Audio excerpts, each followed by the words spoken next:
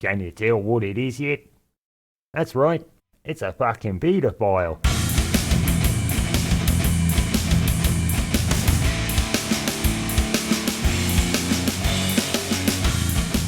Welcome everybody. I am the air quotes comedian, and if this is all sounding a bit familiar, then that's because I've already done this routine. What happened, you see, was that I was happy with the script and the performance, but the footage of the cats, while totally radical, awesome and fluffy, was not the right fit for the narrative. Will I do it better this time, or will this be battered and bruised like my poor Savoy after a ham-fisted attempt during an earthquake rated a 9 on the sphincter scale? The visual elements didn't match up what was being said in the routine itself, you know, like electoral politics, the mainstream news, or that time Uncle John had his cobblers in the cookie jar.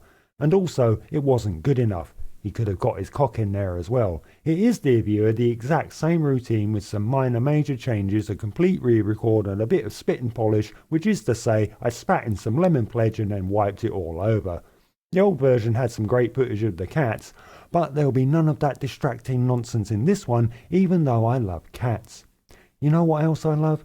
Seamless segues. And this isn't one of those. I also used to love Paddington Bear, but of course, that all changed in 2019, didn't it? With the accusations, then the arrest, trial and imprisonment. Paddington Bear? Paddington Pedo, more like. Those poor children, and I include myself amongst them, even though Paddington didn't do the marmalade trick with my unmentionables. But even though we weren't subjected to that, we did have a little bit of our childhood snatched away from us, didn't we? Not only are all our joyful memories coloured with a taint that will never wash away, but now we look with suspicion at all of our heroes past and present.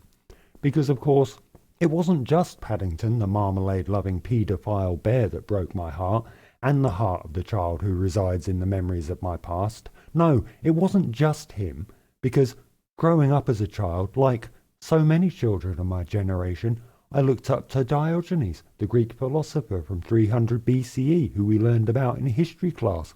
What an amazing thing it was to hear the wonderful tale of him walking with a lamp in broad daylight, proclaiming that he was looking for an honest man. He could fill the Madison Square Garden with that shtick, and it's been fine. His reputation has been untarnished. Well, up until last week, when brand new ancient archaeological scrolls were uncovered in Corinth that show unequivocally that he was a Holocaust denier. I mean, you don't read archaeological fanciers monthly expecting to see your hero as a fucking Holocaust denier, do you? My childhood, my heart, dear viewer, they're breaking it. Alas, we are not yet done in our arduous journey to the bottom of the barrel. There is one more. Jeremy Corbyn, my goddamn hero of modern times, even though he's a liberal. Jeremy Corbyn, a man who the Gardener's Weekly magazine accused of growing anti-Semitic marrows for use in Hamas trebuchets. But oh no, how he has fallen from grace. How can he show his face to the public at large, knowing what we now know of him? Corbyn, of course, a latecomer to the pantheon of my personal heroes, as I really didn't become aware of him until the panel shows and comedians started taking the piss out of him a decade or so ago and ongoing. One quick glance at Corbyn's resume and I'm like, you got my vote, mate, and I don't even believe in voting. And for a time it was all fine, wasn't it? He led the Labour Party against the ravening hordes of darkness, but lost the election to the boiling sea of neoliberal vulture capitalist maggots, didn't he? But nonetheless, his halo, which shone like you'd imagine a halo would shine, remained undimmed. Then he was kicked out of the Labour Party, the party he had founded with his mate Jim, from the allotment. He was kicked out for criticising the occupation of Palestine, but no matter, his shining cloak made of finest angel down. Whatever that is, I'll leave it to your imagination, dear viewer. Shining like you'd imagine a shining cloak of angel down wood, remained with the dimmer knob set firmly in the maximum illumination position.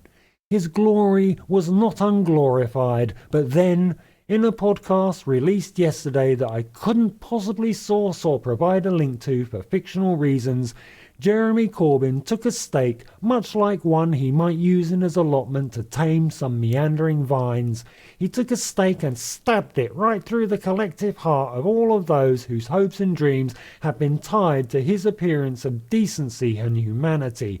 But yesterday, in a shocking admission for which he is yet to apologise for, he has become persona au gratin, even more so than he was before with the mainstream media. And of course, I know how slow news is to filter down through the internet, especially bollocks news. But in case you're not aware, Jeremy Corbyn, with his halo and his cloak made of finest angel down, whatever that might be, went on a podcast that I can't name for fictional reasons and proclaimed that not only was Alien Resurrection the best of the Alien movies, but that all the other Alien movies were dull, plodding, ponderous shit with as much entertainment value as an empty paper bag. Of course, now that this stupendous revelation has been revelated, we must all ask ourselves, how can our hearts possibly recover from this treachery? How could we ever trust people we put on a pedestal ever again? It was so egregious that it's plausible that Paddington Bear's hopes for a career comeback might come about. I mean, what's a sticky, icky marmalade quickie compared to that? Diogenes naturally can't recover his reputation, as he's dead, and he can't come back because, and I think Paddington Bear would agree with me on this one, we live in the real world, don't we? Whether a person has done good or ill, to put them on a pedestal is to give them power. I'm guilty of it, you're guilty of it, and if you're not guilty of it, then I'm guilty of putting you on a pedestal for not pedestaling people, and on and Ariston. If I'm championing somebody, then just know that that person is going to turn out to be a massive throbbing arsehole, or was already a leathery puckered anus dripping with hemorrhoids, but somehow I was unawares. If you saw the old video, then this is where familiarity dons its cloak, doffs its hat, and then leaves. I'm a comedian, so naturally I have to slay my comedic heroes. I'm sure there's some dark corner to the Chuckle Brothers that I don't know about. Everyone thinks George Carlin is cool, but he's a nihilist, which is why my comedy hero could only ever be Bill Hicks. A person who wanted a unity of thought and consciousness in an endless and cooperative quest to be the best humans we could be, while criticising the current theatre with such scathingly accurate comedic polemic that he was cancelled in his homeland. So I'm off to the graveyard to dig up the corpse of Bill Hicks. I'll then learn the rudiments of reanimating the dead with the use of the book How to Reanimate the Dead Using Fairy Liquid and a Dash of Daddy's Brown Sauce. It's a real thing and not a coded cry of childhood trauma or anything. And then wait until Bill Hicks sputters back to life, and then I'll simply say, "Sorry Bill, but you're my final boss," and brutally stab him back to death while Paddington Bear shakes his head. Yeah, I'd grab my cloak, but somebody's nicked it.